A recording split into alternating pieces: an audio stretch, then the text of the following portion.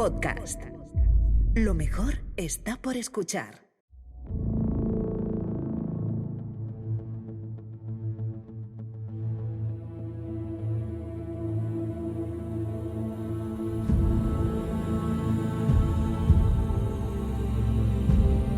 La situación en Grecia está llegando a un punto de no retorno.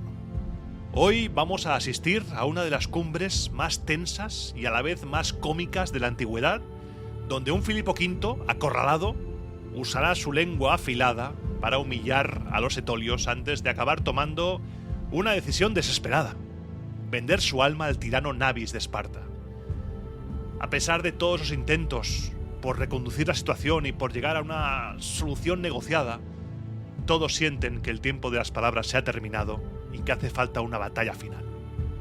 Prepárate, porque nos vamos a una reunión muy importante en Nicea y necesito que te aguantes la risa, y te doy la bienvenida a Roma Aeterna.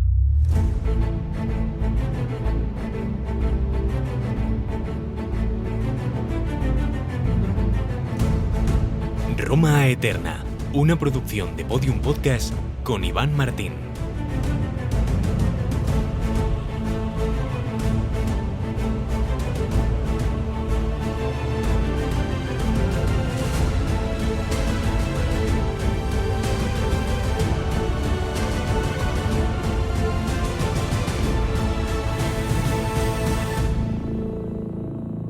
Programa 187 de Roma Eterna, 100 de la República, 100. 100, C-I-E-N. Y vamos por el año 197 a.C.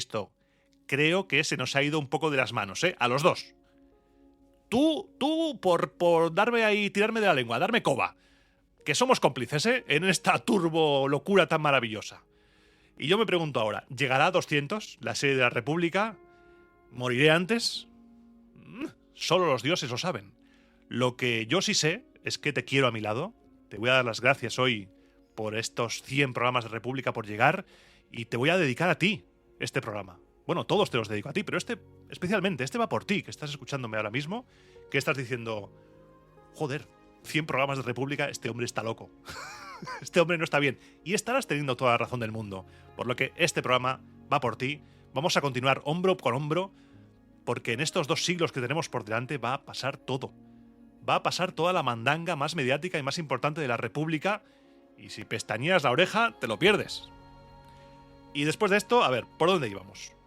En el último programa nos quedamos con los 2 cónsules del año 197 a.C., Neo Cornelio Cetego y Quinto Minucio Rufo, yéndose a la Galia para contener a los galos, mientras que a los flamininos, a Lucio en el mar y a Tito Quincio en tierra, se les habían extendido sus respectivos mandos. Vamos a empezar por la Galia. La estrategia romana allí consistía en un ataque en 2 frentes para desestabilizar la gran coalición de tribus que se había formado en el norte. Recuerda que la Galia no era un pueblo unificado, sino que son un montón de tribus que, bueno, a veces son amigas, a veces son enemigas. Recuerda los tiempos de Aníbal. Cuando Aníbal fue desde el norte de Italia, algunas se unieron a él y otras no. El cónsul Cornelio Cetego marchó directamente contra el territorio de los ínsubres, que eran el núcleo duro de la revuelta, y estaban en armas junto a los cenomanos. Por su parte, el colega en el consulado, Quinto Minucio, tomó una ruta diferente. Torció hacia el oeste de Italia, bajando hacia el mar inferior, el Tirreno, hasta llegar a la actual Génova.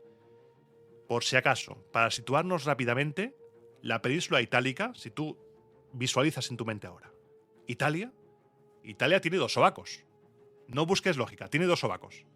Desde allí, el sobaco de la izquierda es Génova y el sobaco de la derecha es Venecia. Es loco, sí, pero no se te va a olvidar en la vida los sobacos de Italia. Pues desde el sobaco izquierdo comenzó su campaña. No voy a cortar esto, comenzó su campaña contra los ligures. Su avance fue implacable. Cayeron las plazas de Clastidio, cayó Litubio, ambas de los ligures, y se rindieron otras comunidades de su pueblo, se rindieron los teleyates y los cerdiciates. El éxito de Minucio en este flanco fue absoluto. Toda la zona situada al sur del Po quedó sometida, a excepción de los boyos, que eran muy duros, y los silbates. Los números que llegaban a Roma hablaban de una victoria contundente. Se habían rendido 15 pueblos y cerca de 20.000 hombres. Una vez asegurada la retaguardia, Minucio marchó con sus legiones hacia el territorio de los boyos, que ya estaban a punto. Y aquí es donde la estrategia romana de los dos frentes comenzó a funcionar. El ejército de los boyos había cruzado el Po poco antes para unirse a sus aliados, los ínsubres y los cenomanos. Los galos habían formado un superejército porque creían que los dos cónsules romanos operarían juntos, que es lo que han hecho ya muchas veces. Y ellos querían hacer lo mismo para igualar fuerzas. Pero, de repente, llegaron rumores alarmantes al campamento galo. El cónsul Minucio estaba arrasando e incendiando las tierras de los boyos. ¿Cómo?, dijeron todos. ¿Cómo? El pánico cundió entre ellos. Inmediatamente, claro, surgen las disensiones, porque los boyos exigían que todos fueran a ayudar a sus tierras, porque estaban siendo quemadas. Pero los ínsubres decían que no. No vamos a abandonar nuestros propios dominios para salvar a los del vecino. No vamos a desvestir un santo para vestir a otro. El resultado fue la obvia ruptura de la coalición. El ejército galo se dividió. Los boyos se marcharon a toda prisa antes de quemarse para defender su territorio, mientras que los ínsubres se quedaron junto a los cenomanos y tomaron posiciones a las orillas del río Mincio. Y para que nos volvamos a situar, el Mincio es el río que desagua el famoso lago de Garda y baja hacia el Po, una barrera natural formidable. El cónsul Cornelio, al ver que sus enemigos se habían debilitado, avanzó y emplazó su campamento en el mismo río, a solo 2 millas de distancia, río abajo. Desde allí, Cornelio inició una maniobra diplomática muy astuta. Envió emisarios en secreto a los poblados de los cenomanos y a su capital, Brixia, la actual Brescia, y sus espías le confirmaron un dato crucial. La rebelión de los cenomanos contra Roma no era algo unánime. Había sido cosa de la juventud, que con su fervor, con su sabrosura bélica, había tomado las armas sin el consentimiento de los ancianos y de los líderes tribales.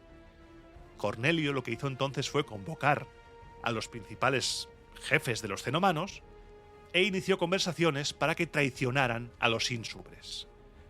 Intentó que se separaran y volvieran a casa o que se pasaran al bando romano. Por desgracia para el cónsul, no logró convencerlos del todo para que abandonaran el campo de batalla inmediatamente, pero en el último momento sí que consiguió arrancarles algo, porque aunque tenían miedo a las represalias que los ínsubres iban a darles si ganaban por marcharse, consiguió convencerles de que cuando empezara la batalla, los cenomanos se mantendrían al margen sin intervenir y si veían la oportunidad ayudarían a los romanos desde dentro. El escenario estaba listo para la batalla, los galos estaban divididos y los ínsubres traicionados desde dentro. Que no sabían nada los ínsubres. Pero algo se olían. Cuando una persona cambia su forma de ser, tú lo notas al instante, se nota. Y a veces, aunque disimulen, esto en el aire se huele, porque igual las miradas en el campamento, oye, ¿te vas a comer esto? ¿Esta ropa es tuya? Igual no te va a servir dentro de un par de días. ¿Cómo? No, nada. Pues algo se olían, porque les habían entrado las sospechas ya en ese momento de que la lealtad de sus compatriotas se tambaleaba. Por eso, a la hora de formar la línea de batalla, tomaron una precaución. No se arriesgaron a colocar a los cenomanos en las alas, donde una retirada o una traición sería fatal, sino que los dejaron en la reserva, detrás de las enseñas militares, esperando poder controlarlos mejor. Al comenzar la batalla, el cónsul Cornelio, como era costumbre, quiso asegurarse el favor divino, gritó a pleno pulmón un voto sagrado, prometiendo construir un templo a Juno Sóspita. Si aquel día los enemigos sean derrotados y puestos en fuga, sus soldados comenzaron a gritar, asegurando que ellos se encargarían de que el cónsul tuviera que cumplir la promesa, y se lanzaron a la carga. El choque fue devastador. Los ínsubres no aguantaron ni la primera embestida. Según cuentan algunas fuentes, la situación fue aún peor para ellos, porque tuvieron que combatir en 2 frentes a la vez. En el momento decisivo, los cenomanos cumplieron su palabra y traicionaron a los ínsubres, los atacaron por la retaguardia. Atrapados entre las legiones y sus antiguos aliados, la masacre fue total. Las cifras de la victoria romana fueron abrumadoras, según las fuentes. 35.000 enemigos cayeron muertos en el campo de batalla y se capturaron vivos a 5.200. Y entre los prisioneros tenemos a una figura clave, una figura curiosa, Amílcar, que no es el Amílcar Barca ni nada de eso. Es un general cartaginés que había sido el cerebro de la guerra, el causante de esta disensión, porque es como la típica historia de ese oficial japonés que está perdido en una isla y no sabe que acabó la guerra, pero este se niega a que acabe la guerra. Este se fue al norte, se fue al monte, empezó a hablar con los galos y quiso seguir la guerra púnica, pero al final acabó capturado. Pero aquí, con este hombre, tenemos un tema, porque Livio, hace unos cuantos programas, yo te dije que Livio decía que había muerto. Y ahora mismo Livio dice que está capturado. Es el cartaginés de Schrödinger, le voy a llamar. Pero bueno, aquí tenemos el primer trazo de comedia. Él mismo se contradice. También cuentan que se capturaron 130 enseñas militares y una multitud de carros. Tras este desastre, las ciudades galas que se habían unido a la rebelión se rindieron a los romanos. Mientras tanto, el otro cónsul Minucio había estado recorriendo el territorio de los boyos, saqueándolo a lo largo y a lo ancho. Cuando los boyos abandonaron a los ínsubres para correr a defender sus dominios, Minucio lo que hizo fue mantener sus tropas dentro del campamento esperando que se presentaran para una batalla campal. Pero la batalla nunca llegó. Los boyos, al enterarse de la aniquilación de los ínsubres, perdieron toda esperanza. No presentaron batalla, al contrario, abandonaron a su general y al campamento y se dispersaron por las aldeas, cada uno intentando salvar su vida, sus casas y lo suyo, completamente normal. Esto obligó a Minucio a cambiar su táctica. Viendo que no podría resolver la guerra en una sola batalla decisiva, lo que hizo fue enviar a sus legiones a saquear de nuevo los campos, a incendiar las casas y a asaltar los poblados. En esa campaña de tierra quemada a lo bestia, la ciudad de Clastidio fue incendiada. Desde allí las legiones de Minucio marcharon contra los ligures ilbates, los únicos que todavía no se habían sometido. Pero cuando estos supieron que los ínsubres habían sido exterminados y que los boyos estaban aterrorizados y dispersos, no se atrevieron a probar suerte y se sometieron también. Las cartas de ambos cónsules informando de sus respectivos éxitos llegaron a Roma a la vez. El pretor urbano, Marco Sergio, las leyó primero en el Senado y luego, con autorización de los patres conscripti, ante el pueblo.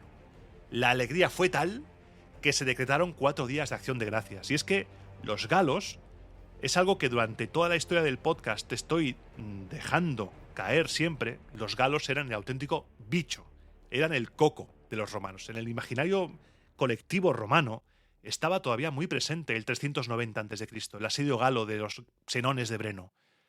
Por eso es tan importante, tan simbólico y tan tremendo todo lo de la guerra de las Galias de César.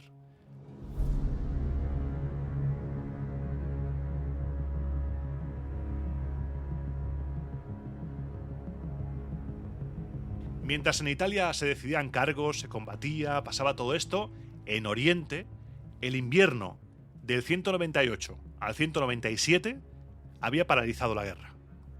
Tito Quincio Flaminino, después de la toma de Elacia, que es lo último que te he contado de él, había dispuesto sus cuarteles de invierno en la Fócide y en la Lócride.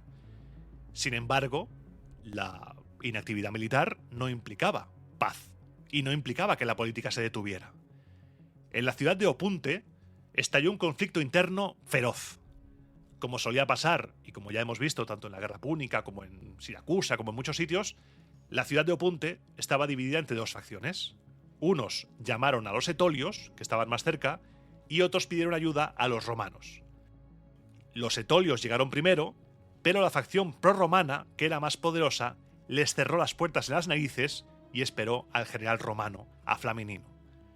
Flaminino llegó, aseguró la ciudad, pero se encontró con un hueso duro de roer. La ciudadela estaba ocupada por una guarnición del rey Filipo, y ni las amenazas de los ciudadanos ni la autoridad romana consiguieron que la abandonaran. Y en el momento en el que Flaminino les iba a hundir el pecho a los de la ciudadela, sucedió algo inesperado. Llegó un parlamentario a caballo, corriendo, portando un caduceo, símbolo de paz. Era inmune ese embajador, enviado por el rey Filipo. El rey de Macedonia, sucesor de Alejandro, solicitaba lugar y fecha para una entrevista con el cónsul. Digo cónsul porque ahora mismo estamos en el invierno, en esta subtrama, en el invierno del 198 al 197. Flaminino accedió a la petición, pero lo hizo con cierta renuencia. Se hizo el remolón, básicamente. No aceptó la reunión porque quisiera la paz. Vamos a analizar eso. Lo hizo por pura estrategia. Una estrategia relacionada con la política romana. En ese momento, en esta subtrama, te he dicho, invierno del 198 al 197, Flaminino aún no sabía si el Senado enviaría a nuevos cónsules para relevarle o si le prorrogarían el mando. Algo que sus amigos, los 2 tribunos de la plebe del programa anterior, estaban intentando conseguir por todos los medios. Recuérdalo, esos 2 tribunos, diciendo que lo ideal era no bailar generales y dar estabilidad a la República de la guerra. Vale. Su cálculo era el siguiente. Ojo, Maquiavelo total. Si le prorrogaban el mando, él quería tener la posibilidad de poder romper las negociaciones e iniciar la guerra, para llevarse él la victoria y la gloria. Y si le enviaban un sucesor, quería tener la posibilidad de inclinar la situación hacia la paz para cerrar él el conflicto mediante un tratado y no dejarle la gloria al recién llegado. Como ves, todo por la gloria de Roma, todo por la gloria de la República independiente de mi casa, Flaminino es un crack. Por eso, con esa doble intención en su mente, le concedió al rey la entrevista. El lugar elegido fue la playa del Golfo Malíaco, cerca de Nicea. El escenario estaba listo para un duelo verbal entre el joven general y el maduro rey, y yo estoy feliz.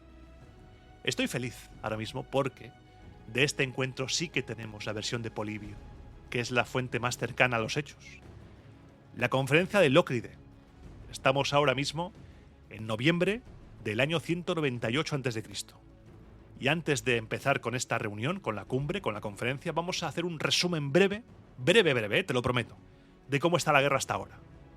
Las operaciones en los 2 primeros años de esta guerra, que los historiadores futuros llamarán Segunda Guerra Macedónica, que fue inevitable por las exageradas exigencias de los romanos a Filipo V, no dieron ventaja decisiva a ninguna de las 2 partes. Los romanos y sus aliados, los rodios y Átalo de Pérgamo, se hicieron los dueños del mar, pero ello quedaba neutralizado por los éxitos de Filipo en su campaña por tierra, que le aseguraron el dominio de Macedonia, del Epiro y de anchas zonas de Tesalia. Había mantenido Argos, había mantenido Corinto, pero a principios del año 198 a.C. asumió el mando de la guerra el cónsul Tito Quincio Flaminino, que forzó a Filipo a evacuar su posición de seguridad en el río Ao, junto a Antigónea, y a retirarse hasta el paso de Tempe. Por vía diplomática, Flaminino había logrado que la Liga Aquea entrara en la coalición antimacedónica, y Filipo ahora pide negociar, porque aunque mantenga Argos y Corinto, lo de la Liga Aquea fue un golpe durísimo.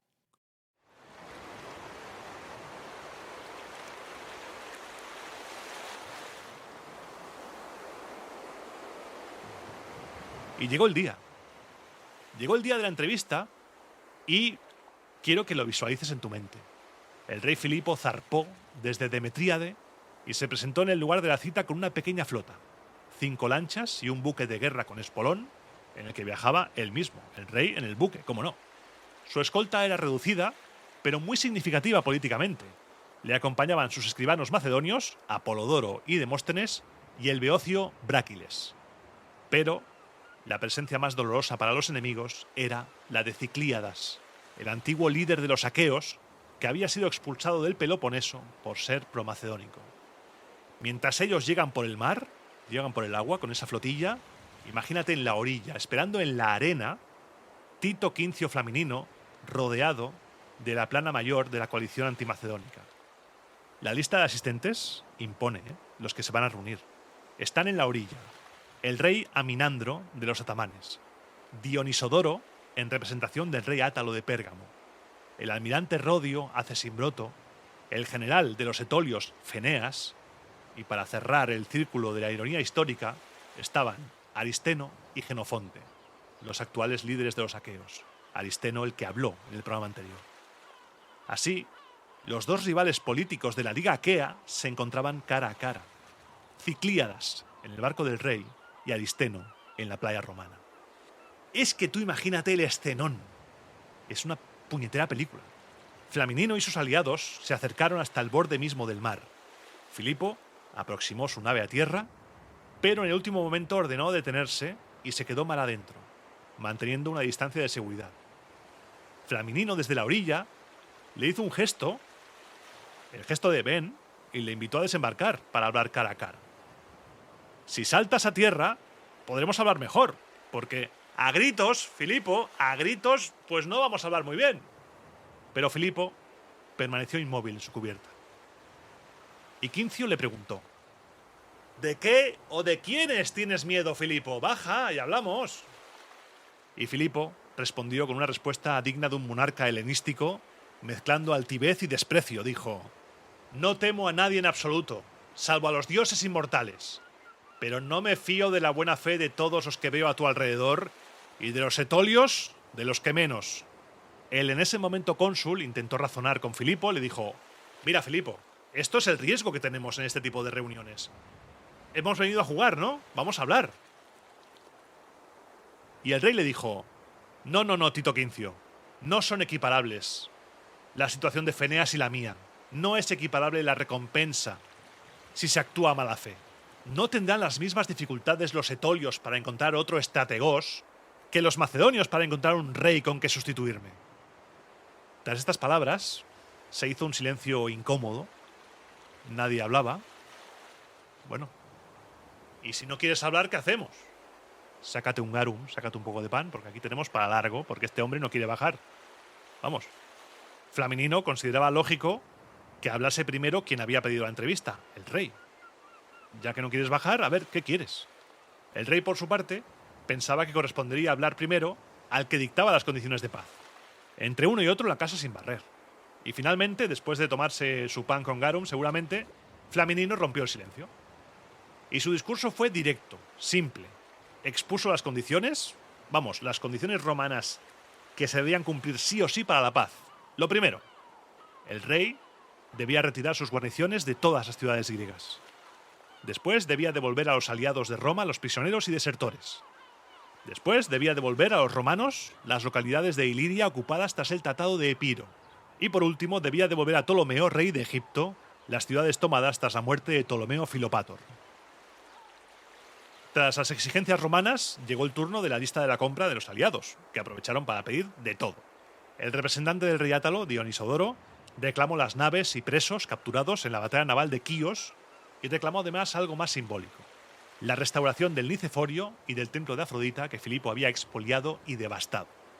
Los rodios, representados por Acesimbroto, reclamaron la Perea, la comarca continental frente a su isla, que dominaban desde antiguo, y también pidieron la retirada de las guarniciones de Jaso, Vargilias, Euromen y de las ciudades del Helesponto, Sesto y Ábidos. Exigieron también la devolución de Perinto a los bizantinos y la apertura de todos los mercados y puertos de Asia. Los saqueos, por su parte, empezaron flojitos, reclamando tan solo dos ciudades así sin importancia llamadas Corinto y Argos. Después intervino el estrategos de los etolios, Feneas, y su petición se alineaba totalmente con la de los romanos. Este exigía la retirada total de Filipo de Grecia y, específicamente, la devolución a la Liga Etolia de las ciudades que anteriormente habían estado bajo su jurisdicción.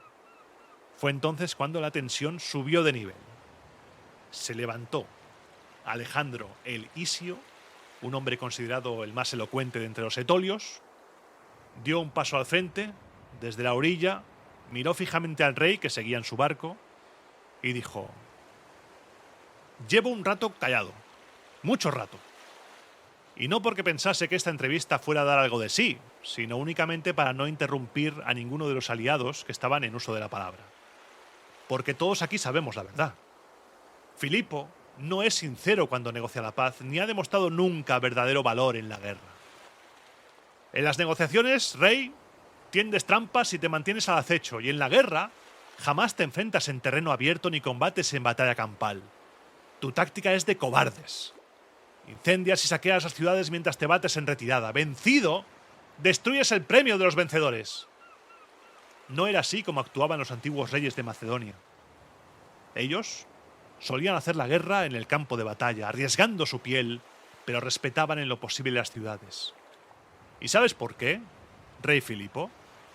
Porque querían gobernar un imperio floreciente y no reinar sobre cenizas. Yo te pregunto, rey, ¿qué estrategia es esta de destruir los objetivos por los que se combate, no dejando tras de sí más que la guerra misma? Mirad lo que hizo en Tesalia el año pasado. Arrasó más ciudades que todos los enemigos que Tesalia ha tenido jamás. Y a nosotros, los etolios, nos ha causado mayores pérdidas siendo nuestro aliado que siendo nuestro enemigo. Tomó Lisimaquia después de echar a nuestro jefe y nuestra guarnición. Destruyó y arruinó completamente Cíos, una ciudad que estaba bajo nuestra jurisdicción. Y de la misma forma traicionera mantiene hoy en su poder Tebas, Tía, Equino, Larisa y Farsan. Así que no nos hables de honor, rey Filipo de Macedonia, devuélvelo todo. Las acusaciones de Alejandro Elisio hicieron mella en él, en el rey, porque visiblemente alterado por las palabras del etolio, Filipo ordenó a sus remeros que se acercaran a la orilla, se acercaran a la tierra. Quería que le oyeran bien, no quería gritar, quería que le oyeran bien, quería hablar y quería ser contundente. Pero apenas había comenzado a hablar, fue interrumpido bruscamente por Féneas, el otro general de los etolios, que le dijo: «Déjate de palabras, Filipo. Aquí no hay más que vencer en la guerra o bien obedecer a los que son superiores». Fue un error interrumpir a Filipo. Filipo, cuentan las fuentes, que era de naturaleza más mordaz de lo que convenía a un rey y que no sabía controlar su humor ni en los momentos más graves. Estamos todos en ese barco, Filipo.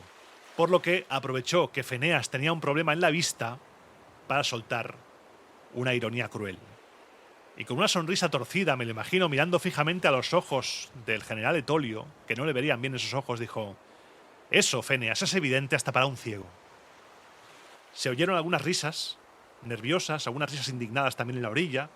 Filipo ignoró todo eso y dijo: «Me resulta indignante, de verdad, indignante. Vosotros, los etolios, al igual que los romanos, me exigís que me retire de Grecia, que salga de Grecia. Pero decidme, vosotros que tanto habláis, ¿qué es Grecia? ¿Dónde están sus fronteras? Porque ni vosotros mismos sois capaces de definirlas. Me pedís que abandone Grecia, pero resulta que dentro de la propia Liga Etolia hay pueblos que no son griegos. ¿Los agreos son griegos? ¿Los apodotos son griegos? ¿Y los anfilocos? Ninguno de ellos pertenece a Grecia, ¿eh? Y sin embargo los aceptáis en vuestro consejo. Me tendréis que explicar la norma porque no la entiendo. ¿Debo retirarme también de esos territorios o me permitís quedarme con ellos porque según vuestra propia geografía inventada no son Grecia?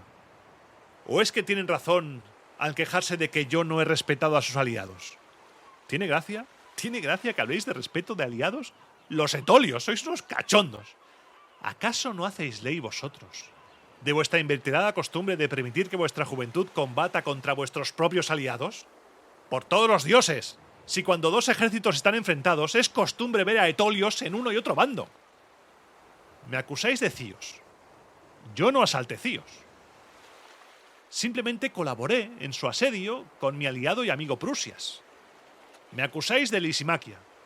Yo liberé Lisimaquia de los tracios. Y si hoy los tracios la tienen en su poder, es únicamente porque me vi obligado a desatender su defensa para atender esta guerra, esta que nos reúne a todos. En cuanto a Átalo y a los rodios, pues, oye, no les debo nada. No fui yo, sino ellos quienes empezaron la guerra. Ahora bien, por honor a los romanos, por deferencia con vosotros, cónsul Tito Quincio Flaminino, devolveré la pelea a los rodios y a Átalo le devolveré las naves con todos los presos. Por último, por lo que se refiere al Niceforio y a la restauración del templo de Afrodita, ¿qué otra cosa puedo responder a los que hacen tales demandas? Pues que estoy dispuesto a correr con los gastos de una nueva plantación. Es la única forma en que se pueden restaurar los bosques y las arboledas taladas.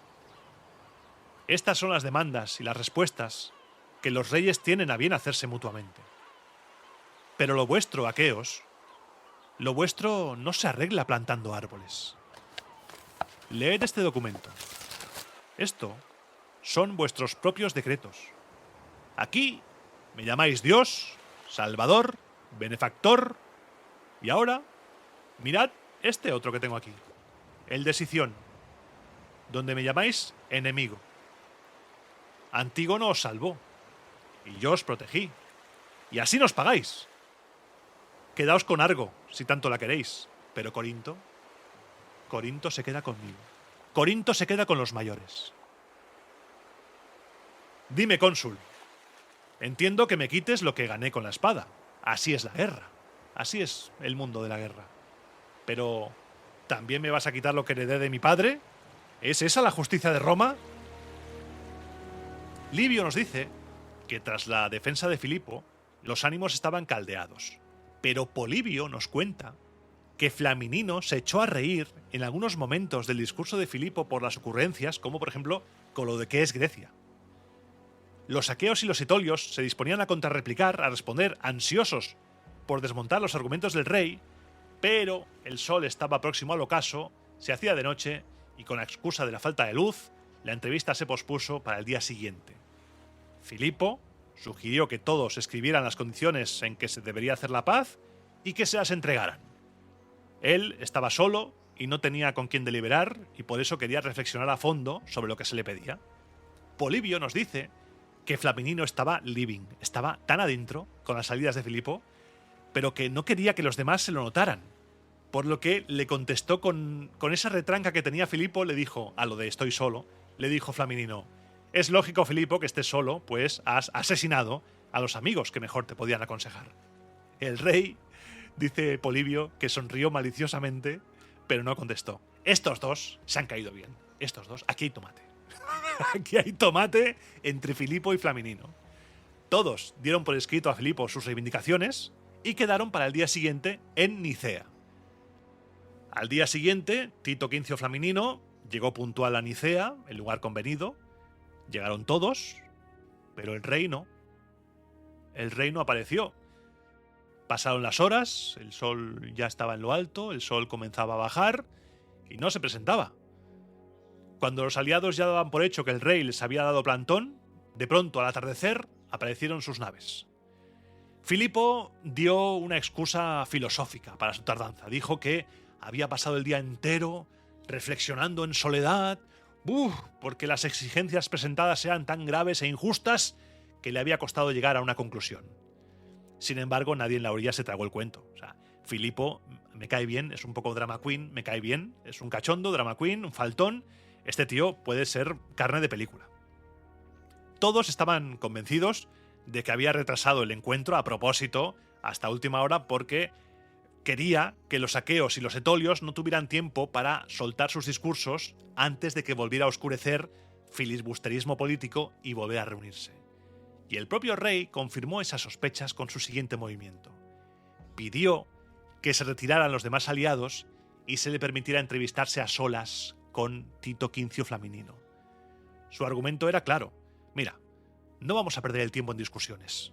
Vamos a llegar a un cierre ya. En un principio la petición se rechazó. Flaminino no quería que pareciera que dejaba a sus aliados al margen de la negociación, pero el rey insistió, con tal obstinación, que tras consultarlo entre todos, los aliados aceptaron retirarse para desbloquear la situación y poder hablar. El escenario se quedó vacío.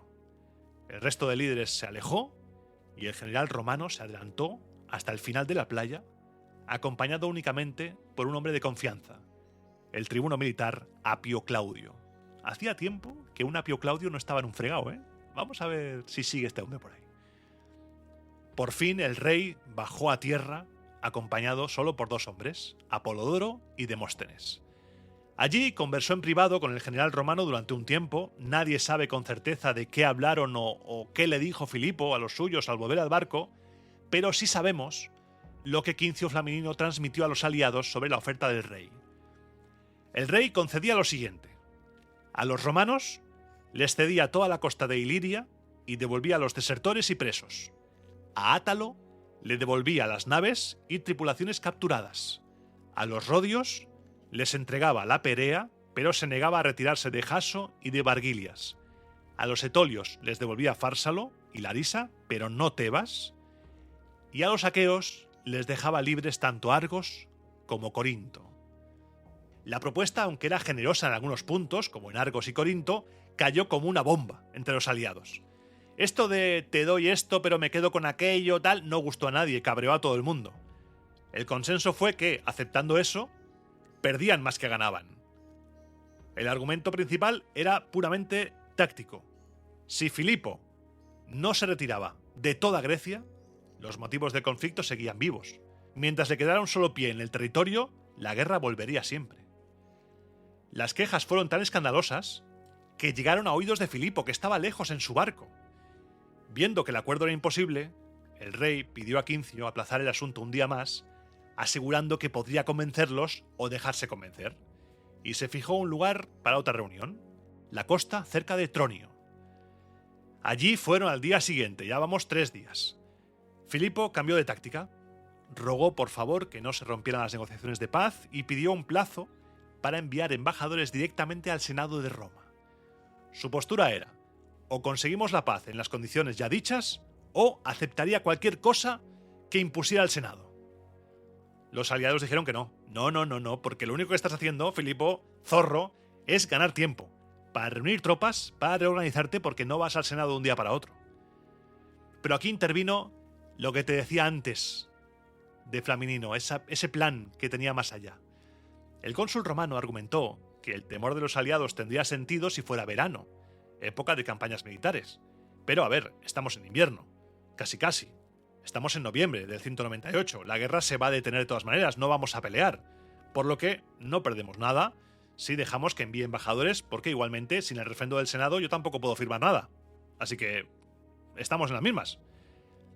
Los jefes aliados, convencidos por la lógica del calendario que imponía, aceptaron. Se concedió una tregua de 2 meses. Se acordó que cada aliado enviaría también sus propios embajadores a Roma para poner sobre aviso al Senado y evitar que cayeran en trampas dialécticas macedónicas, y se añadió una cláusula al acuerdo.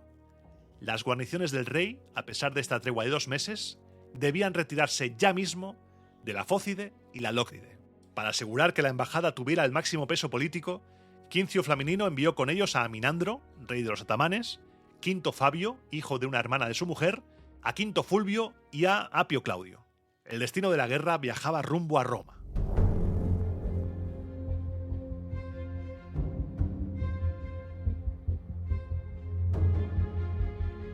La embajada llegó y el Senado concedió audiencia. Siguiendo el protocolo, se escuchó primero a los embajadores de los aliados y después a los del rey. Los aliados dedicaron gran parte de su discurso a lanzar invectivas contra Filipo, pero lo que realmente captó la atención de los senadores fue su lección de geografía estratégica. Explicaron claramente que la libertad de Grecia era una ilusión mientras el rey retuviera 3 plazas clave: Demetríade en Tesalia, Calcis en Eubea y Corinto en Acaya. Los embajadores recordaron que estas ciudades eran tan vitales que el propio Filipo, con insolencia, las llamaba los grilletes de Grecia. A continuación, entraron los embajadores del rey. Venían preparados para soltar un largo discurso apologético y de hecho lo empezaron, pero el Senado dijo: ¡Ch! ¡Ch! ¡No! Le dijeron: ¡no! Una pregunta. ¿Está el rey dispuesto a retirarse de Corinto, de Calcis y de Demetríade? Casualmente, los grilletes de Grecia. La respuesta de los embajadores fue: a ver, no tenemos instrucciones de esto. No. Fue balbuceos, fue hablar así. No esperaban que el Senado fuera a atacar así. Entonces el Senado tomó una decisión clave. Dejó a libre criterio de Quincio Flaminino la decisión acerca de la paz o de la guerra. Le dieron carta blanca. Y cuando Tito Quincio Flaminino recibió la noticia y tuvo la certeza de que el Senado no estaba cansado de la guerra, se despejaron las dudas. Él, que deseaba la victoria militar más que la paz, cambió radicalmente su postura. Y a partir de ese momento, sabiendo que el Senado estaba de acuerdo en seguir, sintiéndose respaldado, no le concedió ninguna entrevista más a Filipo y declaró que no pensaba recibir a más embajadas que aquella que anunciase que el rey se retiraba de toda Grecia. El tiempo de las palabras ha terminado. Filipo comprendió que la negociación había sido un fracaso, que la diplomacia se había agotado y que la cuestión había de resolverse en el campo de batalla. Y ante la inminencia del choque, necesitaba concentrar fuerzas. Su mayor preocupación estratégica eran las ciudades de Acaya, una región muy lejana para él, para poder defenderla eficazmente. Y le preocupaba más Argos que Corinto. Así que el rey encontró una solución polémica. Decidió confiar Argos a Nabis, el tirano de Esparta. Éramos pocos y parió Esparta. Aquí estamos. El acuerdo era una especie de usufructo. Si Filipo vencía a los romanos, Nabis debía devolverle Argos.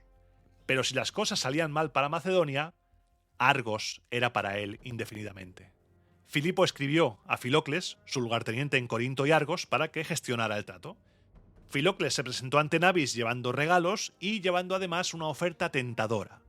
Además de la ciudad, el rey quería unir en matrimonio a sus hijas con los hijos de Nabis para sellar una amistad futura. La respuesta del tirano de Esparta ante esa oferta fue pura hipocresía. Al principio afirmó que, dijo, solo aceptaré la ciudad si los propios argivos me llaman, me piden ayuda.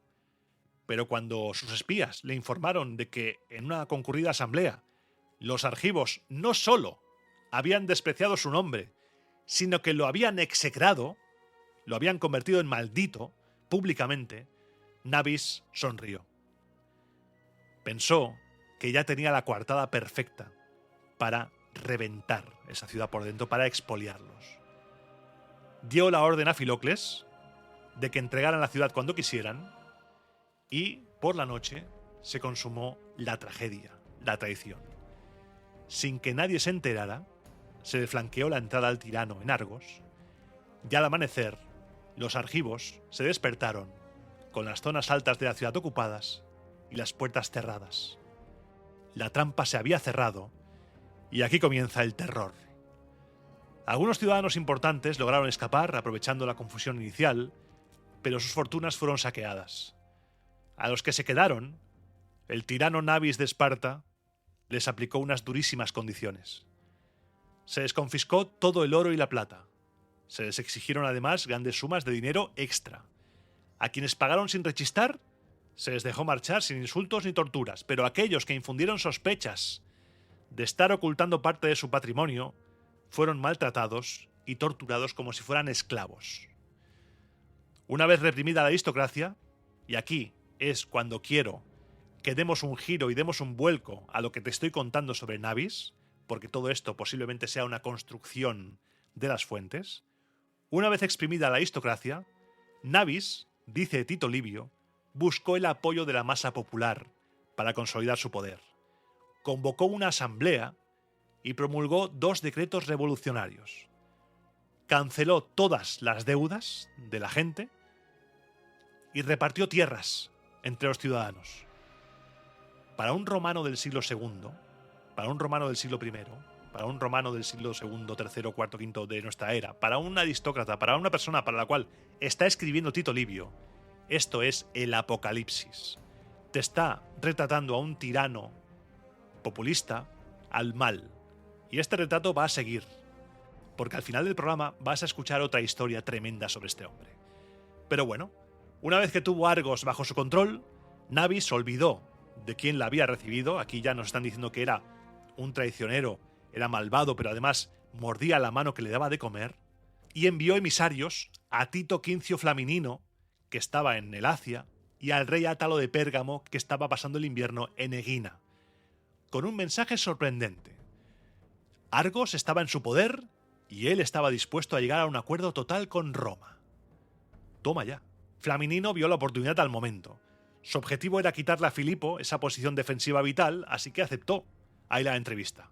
Mandó aviso a Átalo para que saliera de donde estaba y se encontraran en Sición. Allí acudieron todos. El rey Átalo con 10 quinquerremes y el hermano del cónsul, Lucio Quincio, que acababa de llegar desde Córcira con su flota, todos. En Sición se discutió el protocolo. Átalo, muy digno, le dijo a Tito Quincio Flaminino que era el tirano quien debía presentarse ante el general romano y no el romano ante el tirano. Convenció a Tito para no rebajarse a entrar en la ciudad de Argos. Y entonces se acordó un punto neutral, una localidad cercana llamada Micénica. A la cita acudieron Quincio con su hermano y varios tribunos, el rey Átalo con su séquito y un jefe de los aqueos llamado Nicóstrato. Los romanos, el rey de Pérgamo y los aqueos acudieron desarmados, mostrando pura disposición diplomática. Nabis, en cambio, apareció con todo su ejército en formación de combate. Avanzó hasta el centro de la explanada, armado hasta los dientes y escoltado por su guardia personal.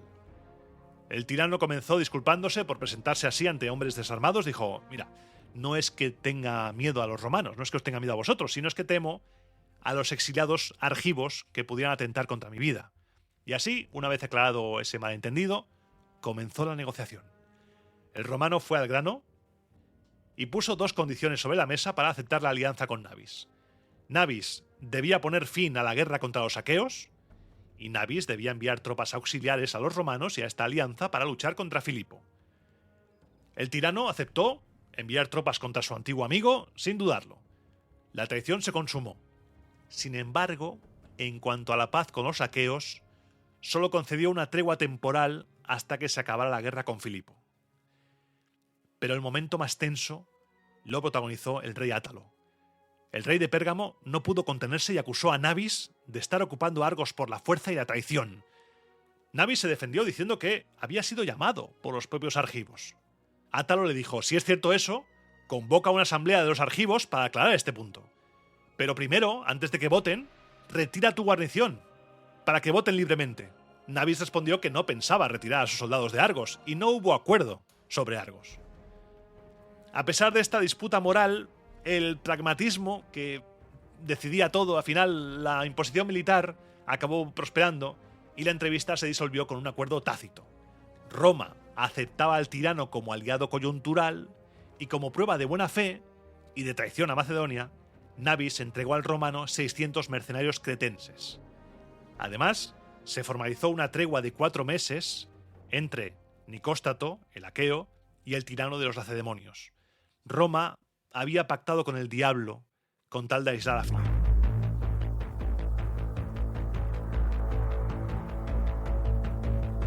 Con el pacto sellado, Tito Quincio Flaminino quiso sacarle partido inmediatamente a esta traición y se fue hacia Corinto, hacia las murallas.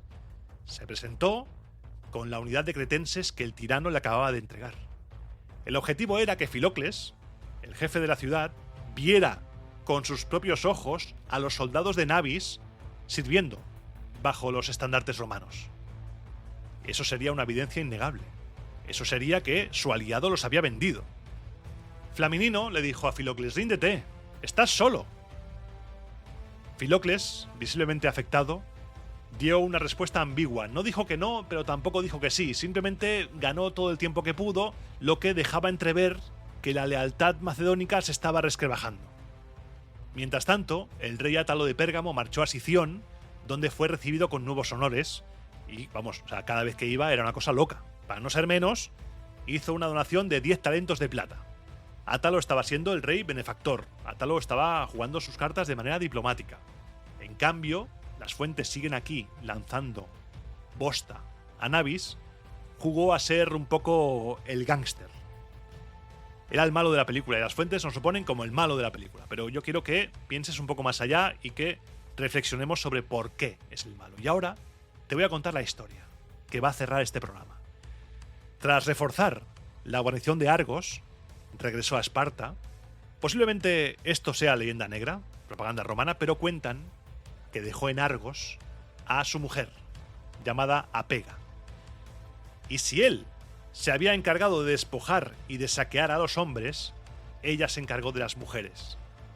Cuentan que la esposa del tirano desplegó todo un sistema de extorsión a las clases nobles, a la alta sociedad, invitaba a las damas distinguidas de Argos a su palacio, a veces solas, a veces en grupos, y utilizando una mezcla aterradora de buenos modales y amenazas veladas, logró sacarles todo.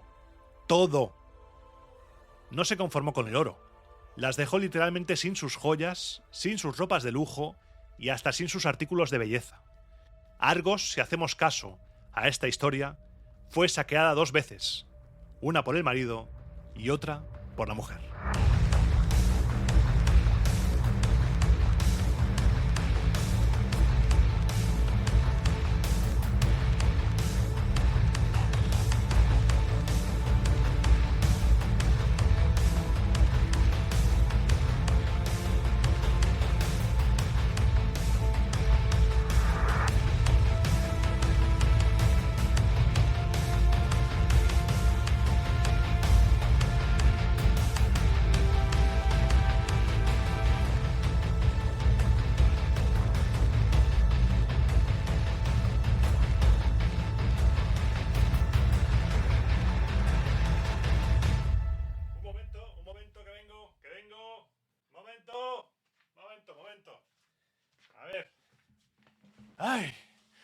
Vamos a ver, momento. Ay. Soy el Iván del presente. Porque esto ya estaba todo grabado, pero ahora soy el Iván del presente que ha venido de Mérida y, vamos, ahora mismo, venía directamente. Voy a beber agua porque, madre mía... Ay, para la tradición, claro. ¡Ay! Gracias por escuchar este programa 187. La conferencia de Lócride es unas risas. Pero aquí, hoy, en esta sección sin música, si es tu primera vez, que sepas que en esta sección el guión ya ha sido pasto de las llamas, ya se ha entregado a Vesta, está ahí siendo parte del fuego inmortal, y ahora mismo yo te cuento mi vida. No hay guión, puedes irte si quieres, no te vayas, pero puedes irte, pero no te vayas. Pero si te vas, no te vayas, quédate. Porque hoy te voy a contar el relato de la aventura emeritense. Porque, vamos a abrir el calendario, yo me fui a Mérida. Ahora mismo, si estás escuchando esto, nada más salir del programa, estás a 11 de marzo. Yo me fui a Mérida el día 1 de marzo, porque se estrenó por todo lo alto en el Teatro María Luisa de Mérida César, el hombre que desafió a Roma. Esta aventura teatral tan guay que estoy emprendiendo, que es una fusión entre el podcast y el teatro. Bueno, humildemente no soy actor y tampoco voy a venir ahora, venga, a ser actor. Yo hago un poco una mezcla entre el podcast y una obra de teatro para que vivas el podcast en directo de una forma diferente. No es podcast, no tengo un micrófono, no tengo una mesa ahí, no estoy sentado, sino que estoy vestido de senador. Bueno, total. Que llegó el domingo día 1 a Mérida y me paso lunes, martes, miércoles, jueves, incluso viernes, ensayando a tope el texto que llevaba originalmente al que finalmente fue. No se parece mucho, porque claro, yo vengo del mundo del podcast, yo sé hacer guiones de podcast, no de teatro. Entonces, gracias a la ayuda de Santi. Santi, un abrazo, si estás escuchando esto. Santi me salvó la vida y evitó que nos fuéramos al garete, a lo bestia, a lo bruto, porque menos mal que se produjo el estreno previo y esa semana en Mérida para ensayar, porque si no nos vamos hacia el inframundo, pero vamos, a toda velocidad. Y el día 6 se produjo el estreno. Antes del día 6, el día anterior, el jueves 5, hubo un pase de prensa para también fue un pase privado exclusivo para las gentes de recreación de Mérida, a quien tengo que mandar un abrazo, aparte de la gente del Teatro María Luisa, a Amalia, al técnico José, todo gente fantástica, la gente de la concejalía del Ayuntamiento de Mérida, increíble la gente, todo ha sido maravilloso. Y el jueves, pues, a la gente de Mérida Antigua y de Ara Concordia, a la que tengo que dar las gracias por su colaboración, su cariño, por prestarnos material, como la tienda de terracota, prestarnos material, prestarnos todo. Y el viernes fue el gran estreno. Yo, nervioso a niveles de sequedad bucal, que todavía la ciencia se está preguntando qué está ocurriendo ahí, cómo se puede tener la boca tan seca, hasta dónde es capaz de llegar el ser humano. Yo estaba muy nervioso, sudé como nunca, o sea, perdí 1,5 kilos por lo menos. Hubo un momento a medio show que se me cayó un gotarrón en las gafas porque no quise ponerme lentillas, porque me da cosa ponerme cosas en los ojos y porque, a ver, es un espectáculo de teatro, tampoco voy a recrear 100% fielmente. Ya me estaban matando los pies los calquei senatoriales que llevo, que son una tortura. Y la toga que se cae, que tal y cual. Bueno, y fue una pasada. Yo estaba muy nervioso, tenía la boca seca, pero claro, yo en mi miedo, en mi falta de confianza, que es una de las grandes, no sé, mis grandes batallas en la vida, confiar más en mí, pues en esa falta de confianza en mí, al escribir el personaje que interpreto, ya lo escribo como que puede leer el guión, porque está dándole la vida de César, al propio César, y la tiene escrita porque es su biógrafo inventado, y también incorporé que podía beber agua. Porque digo, voy a morir si no bebo agua.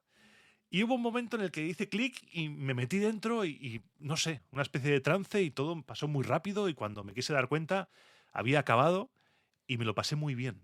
Por supuesto, a nivel actoral, pues oye, uno hace lo que hace porque no es actor y hace uno lo que puede.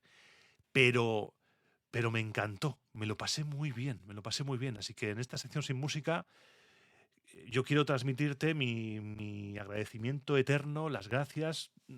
Es que es algo que alguna miércoles me tiene en una nube, pero no estoy cantando victoria porque se viene. Este domingo 15 de marzo, si estás en Barcelona, quedan pocas entradas ya. Teatre Borràs. Quedan pocas entradas para César, el hombre que desafió a Roma. 15 de marzo, en los fucking idus de marzo, a las 12 de mediodía estaremos ahí para conmemorar un poco el Halloween romano, que es, no nos engañemos, que es el asesinato de Cayo Julio César, los idus de marzo. Ahí estaremos para representar esta humilde obra en la cual intento darlo todo. Yo, por mi parte, voy a darlo todo. Y si no te pilla bien Barcelona, que sepas que el 19 de abril va a haber función en Madrid, en el Teatro Alcázar. Todo esto lo tienes en mis redes sociales y, bueno, si buscas Roma Eterna o César, el hombre que desafió a Roma, Madrid, Barcelona, entradas, te aparecerán. Pero los enlaces oficiales los tienes en mi Instagram y también en la comunidad de Telegram, el canal de Telegram, buscando Roma Eterna Oficial, y en la comunidad de WhatsApp, en el canal de difusión de WhatsApp. Y también en redes sociales, en Twitter también estoy, y en Blue Sky. Entonces, si tú me buscas ahí, en Twitter soy Roma Eterna FM, creo que en Blue Sky también, en Instagram Roma a Eterna Podcast, y ahí tienes toda la información, los enlaces y todo para que no te lo pierdas, porque no es algo que yo vaya a subir, no es un podcast, no es una grabación, es una representación, una función teatral. Vas a verme sudar como un condenado en directo y vas a verme hablar de César y vamos a disfrutar todos de esa atmósfera de friquismo, porque somos todos unos fricazos y vamos a disfrutar. Y ojalá poder llevar esta obra, este show a más sitios, porque yo esta semana he sentido ese gusanillo, me ha gustado mucho, he tenido mucho miedo. No hay nada malo en decir que estaba francamente acojonado, como dijo una vez mi padre. Esta historia, no sé si te la he contado esta historia. No sé si la he contado en la sección sin música. Pues no sé, en los años 90, no sé el año ahora mismo exacto, se coló un tío en el barco Ciudad de Palma. Esto lo puedes comprobar en Google, ¿eh? La noticia está ahí. Y se cargó a 2 tripulantes, a dos trabajadores. Y porque el segundo salió antes, no se cargó a mi padre. Casi se lo carga el asesino, casi se carga a mi padre en lugar del segundo. Entonces, esta historia le entrevistaron, creo que fue en El País. No he encontrado. Teníamos el periódico, teníamos la edición física, no lo he encontrado, pero en mi mente quiero recordar que el titular era algo como Antonio Martín estaba acojonado. pues Iván Martín estaba acojonado. Y muy acojonado. Porque, joder, estaba lleno, ¿eh? Estaba llenito el Teatro María Luisa. Y sí, está lleno de gente a la que considero mi gente, por supuesto, en familia. Porque si vienes a verme es porque somos del mismo equipo. Pero los nervios están ahí y el miedo está ahí. Y joder, y madre mía. Pero muy bien, muy contento, satisfecho, trabajando a tope. Sigo esta semana trabajando a tope. Estoy repasando el texto, vamos, estoy dándolo todo para que el domingo estemos ahí. El domingo estaremos de la mano de Bocati, de la sección Bocati, quien me va a prestar todo. Guiño, guiño, codazo, codazo, guiño, guiño. Por si me estáis escuchando. Sin presión, ¿eh? Sin presión. Y te espero ahí. Yo quiero verte ahí. La sección sin música que había grabado, porque esto está grabado, esto ha sido un atropello, está ahí grabada. No sé, no recuerdo lo que decía, porque es todo improvisación en esta sección. No hay edición, es todo improvisado. No hay guión, no hay nada.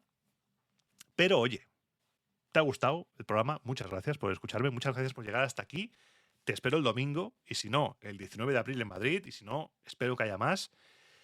Y ya está. Yo en esta sección sin música, yo creo que casi 10 minutos de sección sin música, ya está bien. Ya está bien darte la chapa. Perdón por esta pedazo de chapa, pero tenía que contarte mi alegría. Estoy feliz, feliz. Yo vaticinaba en mi ansiedad previa, vaticinaba mi muerte en el escenario. No se produjo. En un inesperado giro de los acontecimientos sobreviví al viernes. Por lo que hay que ser feliz y disfrutar.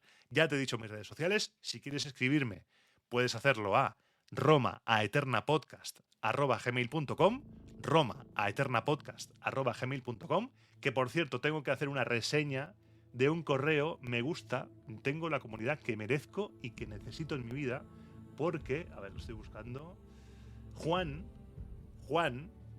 con el título de mail Ábrelo por tus muertos, se ha ganado mi cariño eterno. Juan, te quiero. Porque... Y ahora lo abriré. Juan, te quiero. Que se me han acumulado los correos por esto, porque claro, me he tenido que dedicar al 100%. Así que nada, sin más, roma@eternapodcast@gmail.com. Nos vamos, ¿no? Vámonos. Que esta gente querrá cenar, o querrá comer, o querrá pasear al perro, o querrá seguir trabajando. Yo desde aquí te mando mi abrazo fuerte, mi cariño y, como digo, siempre me despido deseando que los dioses te sean propicios a ti y a los tuyos esta semana y te espero la semana que viene, pasaré lista, en el próximo programa de Roma a Eterna.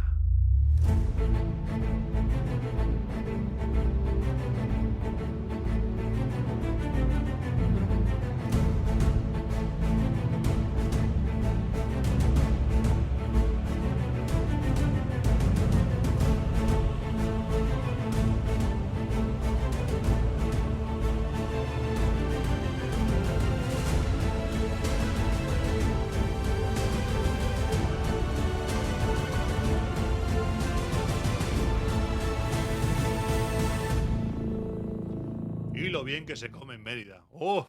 ¡Ay, ay, ay, ay! Claro, esto ya lo dejo para el final porque esto ya es como muy anécdota, como si estuviéramos colegas aquí escuchando mi audio. Pero ¿cómo se come? ¡Ay, Dios mío! ¡Ay, Dios mío! 2 ibéricos. ¡Ay! ¡Ay! Muy bien, ¿eh? Mérida, muy bien. Muy bien. No tengo palabras. Muy bien. Muchas gracias por llegar hasta aquí. Por escuchar ya a mi cerebro haciendo pop, pop, pop, como palomitas. Ya no hay nada aquí en el cerebro. Muchas gracias, te espero en el siguiente, te espero el domingo en Barcelona. Bueno, si estás escuchando esto en 2028, igual no te espero el domingo en Barcelona. Pero si estás escuchando esto a 11 de marzo o entre el 11 de marzo y el 15 de marzo del 2026, te espero en Barcelona, Teatro Burras, en Plaza Urquinaona, 12 de mediodía. Y si no, 19 de abril, en Madrid, Teatro Alcázar. Muchas gracias. Me despido, te mando un abrazo y hasta el siguiente. Adiós.